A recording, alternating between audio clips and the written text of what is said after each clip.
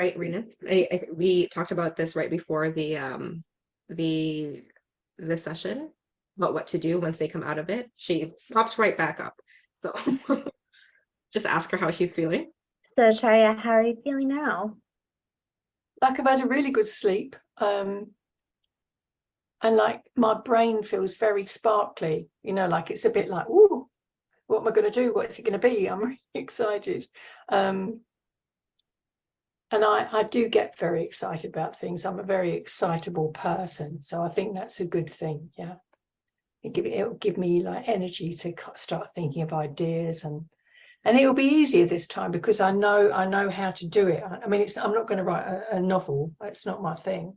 It'll be another kind of non-fiction thingy. And I've got an idea of what it might be. Yeah. I have to ask, what's the difference between the woo that you just did versus earlier on?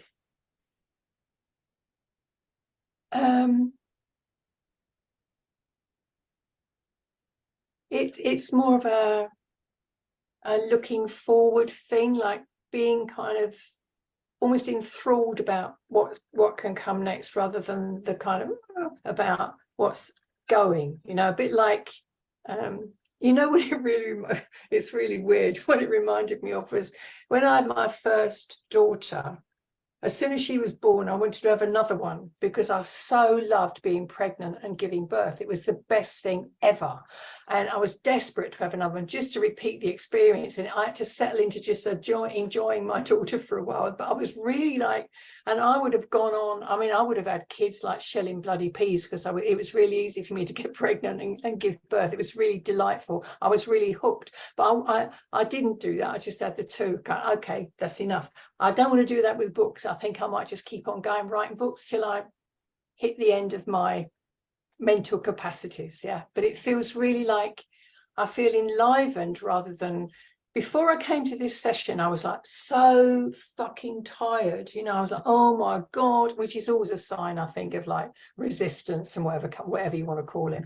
And then the sadness kicked. Oh, I'm so sad. Yeah, and that was all drama. And now it's just like, get your fucking act together, girl, and get moving. What a shift. Yeah, fabulous. Well done, Rena. Yeah. It's almost like you're getting ready to make new kinds of babies. Yeah. Well, everyone says that about books. It's like having a baby. Well, it is in a way, but it's not really. Really, it doesn't feel like having a baby. It really doesn't. But it's a different kind. Yeah, it's a different kind of creativity there. Yeah, but you do have to you've got to give birth to it. If it stays inside your womb, it's going to be really, really not healthy. The timestamp here is 25 minutes.